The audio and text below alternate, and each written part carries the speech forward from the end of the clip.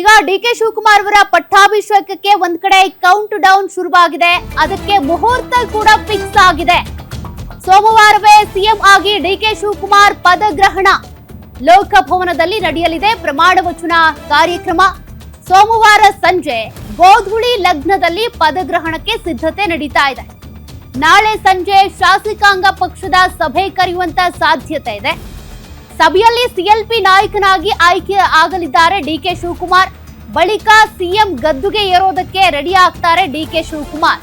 ನಾಳೆ ಸಂಜೆ ಶಾಸಕಾಂಗ ಪಕ್ಷದ ಸಭೆ ಕರೆಯುವಂತ ಸಾಧ್ಯತೆ ಇದೆ.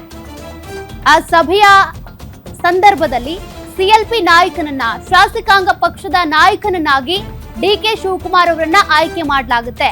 ಸೋಮವಾರ ಪದಗ್ರಹಣ ಅನ್ನುವಂತ ಮಾಹಿತಿ ಸಿಗ್ತಾ ಇದೆ.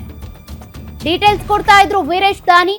ವೀರೇಶ್, ಈಗಾಗಲೇ ಡಿ.ಕೆ. ಶಿವಕುಮಾರ್ ಅವರು ಸಿಎಂ ಪಟ್ಟಕ್ಕೇರೋದಕ್ಕೆ ಅಂತ ಕಾಯ್ತಿದ್ದಾರೆ. ಸದ್ಯ ಸೋಮವಾರ ದಿನಾಂಕ ಫಿಕ್ಸ್ ಎನ್ನಲಾಗ್ತಾ ಇದೆ. ಸಿಎಲ್ಪಿ ಮೀಟಿಂಗ್ ಕೂಡ ನಾಳೆ ಸಂಜೆನಾ ಏನು?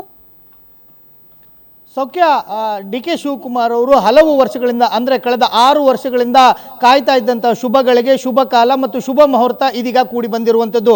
ಡಿ.ಕೆ. ಶಿವಕುಮಾರ್ ಅವ್ರನ್ನ ಮುಖ್ಯಮಂತ್ರಿಯಾಗಿ ಈಗಾಗಲೇ ಕಾಂಗ್ರೆಸ್ ಹೈಕಮಾಂಡ್ ನಾಯಕರುಗಳು ಒಪ್ಪಿಕೊಂಡಿರುವಂಥದ್ದು. ಸಿಎಂ ಸಿದ್ದರಾಮಯ್ಯನವರು ರಾಜೀನಾಮೆಯನ್ನು ಸಲ್ಲಿಸಿದ ಬಳಿಕ ಸಿಎಂ ಡಿ.ಕೆ. ಶಿವಕುಮಾರ್ ಅವ್ರನ್ನ ಮುಖ್ಯಮಂತ್ರಿಯಾಗಿ ಆಯ್ಕೆ ಮಾಡ್ತೀವಿ ಅಂತೇಳಿ ಹೈಕಮಾಂಡ್ ನಾಯಕರುಗಳು ಎಲ್ಲರ ನಾಯಕರುಗಳಿಗೂ ಸಹ ತಿಳಿಸಿದ್ರು.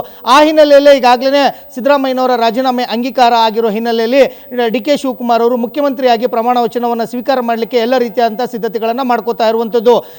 ಈಗಾಗಲೇ ಸಿದ್ದರಾಮಯ್ಯನವರ ರಾಜೀನಾಮೆ ಅಂಗೀಕಾರ ಆಗಿರೋ ಹಿನ್ನೆಲೆಯಲ್ಲಿ ಹೊಸದಾಗಿ ಕಾಂಗ್ರೆಸ್ ಪಕ್ಷದಲ್ಲಿ ಶಾಸಕಾಂಗ ಪಕ್ಷದ ನಾಯಕನನ್ನ ಆಯ್ಕೆ ಮಾಡಬೇಕಾಗುತ್ತೆ. ಹೀಗಾಗಿ ನಾಳೆ ಸಂಜೆ ಬೆಂಗಳೂರಿನ ಖಾಸಗಿ ಹೋಟೆಲ್ನಲ್ಲಿ ಕಾಂಗ್ರೆಸ್ ಪಕ್ಷದ ಶಾಸಕಾಂಗ ಸಭೆ ನಡೆಯುವಂಥದ್ದು. ಈ ಶಾಸಕಾಂಗ ಪಕ್ಷದ ಸಭೆಯಲ್ಲಿ ರಾಜ್ಯ ಕಾಂಗ್ರೆಸ್ ಉಸ್ತುವಾರಿಯಾಗಿರ್ತಕ್ಕಂಥ ರಣದೀಪ್ ಸಿಂಗ್ ಸುರ್ಜೇವಾಲಾ ಅವರು ಸಹ ಭಾಗಿಯಾಗ್ತಾ ಇರುವಂಥದ್ದು.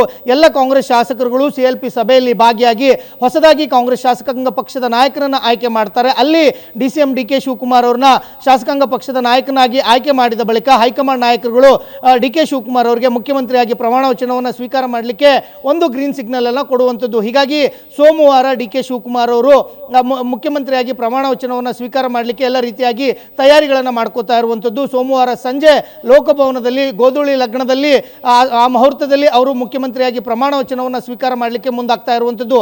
ಆ ನಿಟ್ಟಿನಲ್ಲಿ ಈಗಾಗಲೇ ಕಾಂಗ್ರೆಸ್ ಹೈಕಮಾಂಡ್ ನಾಯಕರುಗಳನ್ನು ಸಹ ಡಿ.ಕೆ. ಶಿವಕುಮಾರ್ ಅವರು ಭೇಟಿ ಆಗ್ತಾ ಇರುವಂಥದ್ದು. ರಾಹುಲ್ ಗಾಂಧಿ ಮತ್ತು ಪ್ರಿಯಾಂಕಾ ಗಾಂಧಿ ಅವರನ್ನು ಸಹ ಪ್ರಮಾಣ ವಚನ ಸ್ವೀಕಾರ ಸಮಾರಂಭಕ್ಕೆ ಆಹ್ವಾನ ಮಾಡಲಿಕ್ಕೆ ಡಿ.ಕೆ. ಶಿವಕುಮಾರ್ ಅವರು ಸಾಕಷ್ಟು ಉತ್ಸುಕರಾಗಿರುವಂಥದ್ದು. ಅವ್ರಿಗೂ ಸಹ ಆಹ್ವಾನವನ್ನು ಮಾಡ್ತಾರೆ. ಆದರೆ ರಾಹುಲ್ ಗಾಂಧಿ ಮತ್ತು ಪ್ರಿಯಾಂಕಾ ಗಾಂಧಿ ಮತ್ತು ಎಐಸಿಸಿ ಅಧ್ಯಕ್ಷ ಮಲ್ಲಿಕಾರ್ಜುನ್ ಖರ್ಗೆ ಅವರು ಮುಖ್ಯಮಂತ್ರಿಯ ಪ್ರಮಾಣ ವಚನ ಸ್ವೀಕಾರ ಸಮಾರಂಭದಲ್ಲಿ ಭಾಗಿಯಾಗ್ತಾರೋ ಇಲ್ವೋ ಅನ್ನೋದು ಇನ್ನೇನು ಕೆಲವೇ ಕ್ಷಣಗಳಲ್ಲಿ ಗೊತ್ತಾಗುತ್ತೆ. ಡಿ.ಕೆ. ಶಿವಕುಮಾರ್ ಅವರು ಹಲವು ವರ್ಷಗಳಿಂದ ಕಾಯ್ತಾ ಇದ್ದಂಥ ಶುಭಗಳಿಗೆ ಶುಭ ಮುಹೂರ್ತದಲ್ಲೇ ಅವರು ಇದೀಗ ಮುಖ್ಯಮಂತ್ರಿಯಾಗಿ ಪ್ರಮಾಣ ವಚನವನ್ನು ಸ್ವೀಕಾರ ಮಾಡ್ತಾ ಇರೋದು ವಿಶೇಷ ಅಂತ ಹೇಳ್ಬೋದು. ಸೌಖ್ಯ. Okay, thank you Veeresh ಡೀಟೇಲ್ಸ್ಗೆ.